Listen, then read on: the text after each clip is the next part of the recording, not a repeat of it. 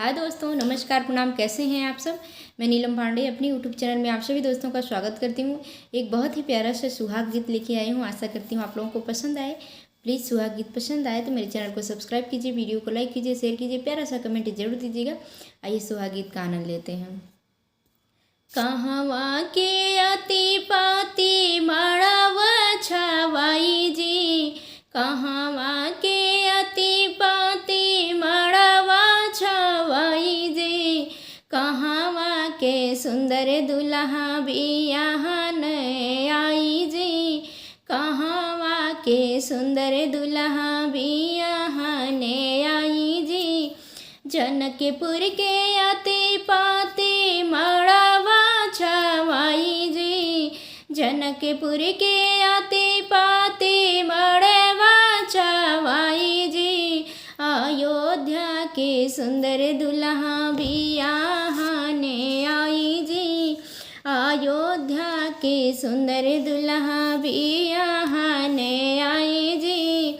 लैया जाजी में झारी बिछाई जी, लैया जाजी में झारी बिछाई जी, बैठा वो समधीरा माँ मोछी फटकारी जी, बैठा वो समधीरा माँ मोछी फटकारी जी, लैया कमरी में झारी बिछाई जी, लैया कमरी में झारी बिछाई जी, बैठाए बेटी के पापा मना लटकाई जी, बैठाए बेटी के पापा मना लटकाई जी, कोरवा दुल्हन देई लटा छिटकाए जी, कोरवा दुल्हन देई लटा छिटकाए जी, हंसी हंसी पूछे ससुर के पुत जी, हंसी हंसी पूछे ससुर के पुत जी, के करे गुमन धान लट छीटे कायू जी, के करे गुमन धान लट छीटे कायू जी, के करे धुगु मन दाना मन को मिलायू जी, के करे गु मन धाना गयूरी सियाई जी,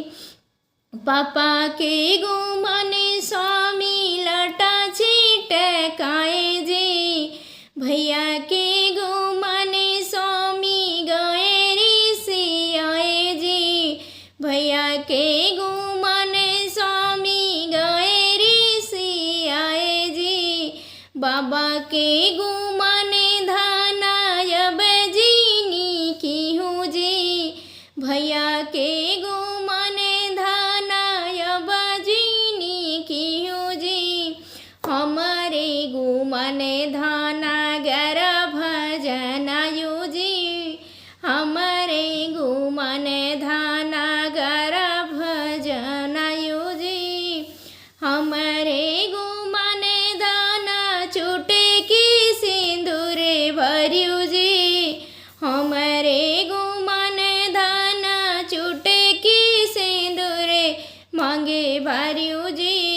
हमारी पगड़ी धाना तोहरा सुहाग जी, हमारी पगड़ी धाना तोहरे सुहाग जी, हमारे ने घर दाना हंसी खुशी रहियो जी, हमारे ने घर दाना हंसी खुशी रहियो जी, हमारे गुमाने घना हमारे गुमाने धाना मांगी